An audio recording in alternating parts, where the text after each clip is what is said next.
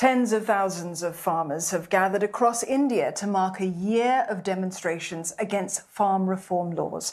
Now, they want to keep the pressure on Prime Minister Narendra Modi, despite his surprise decision to scrap those controversial laws. The government passed 3 contentious laws last September, saying that they were aimed at modernising agriculture. But farmers insisted that such changes make them vulnerable to competition from big businesses. Despite welcoming Mr. Modi's decision to scrap the laws, farmers say demonstrations will continue until those laws are formally repealed and other demands are met. Neha Punia joins us live now for more on this story. Neha, security has been tightened. Thousands are heading to the streets on this. That's right, Dawn. And these scenes are reminiscent of what we saw last year in November when these protests first started. Initially, just a couple of hundred farmers marching towards Delhi. They were denied permission after police officials set up barricades, which is when we saw the borders of the national capital turn into the site of the protests. And these 3 sites have seen a huge number of farmers gather there today. It's a massive show of strength, one that's clearly aimed at telling the government that this is a partial victory and they're not giving up just yet.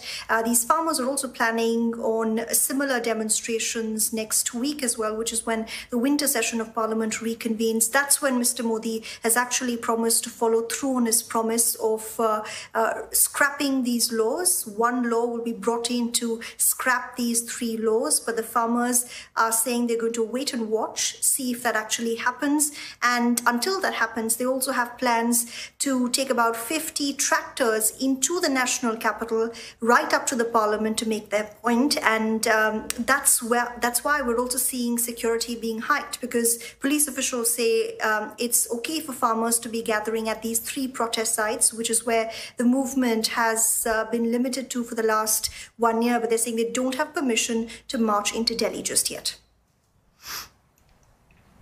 Well, the Prime Minister told the farmers, Neha, to end the protests, go back home. So why this lack of trust that these laws are actually going to be scrapped?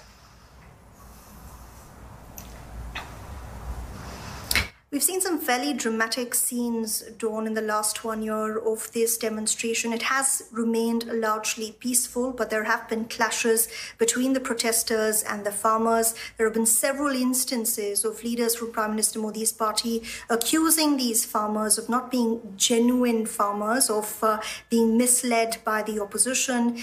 Many among Mr. Modi's party calling these farmers and protesters anti-national, people who are trying to destabilize national security in the country. And 11 rounds of talks between both sides had failed to break the deadlock before Mr. Modi addressed the nation exactly a week ago and apologized to these farmers and announced that these laws will be scrapped. So you can understand there's a lot of bad blood, a lot of mistrust. Many farmers on the ground say they don't trust Mr. Modi. They say if he could have pushed these 3 laws through Parliament without taking their consent into account, they will not trust him until they actually see these laws being repealed. And in addition to this, they also want the government to bring in another law that will guarantee them a minimum price for their produce at government-run wholesale markets. And that's something the government has not made any promises on yet. So it's unclear, anyone's guess, how long these demonstrations will actually continue here on. Neha, thank you. Neha Punia there with the latest from New Delhi.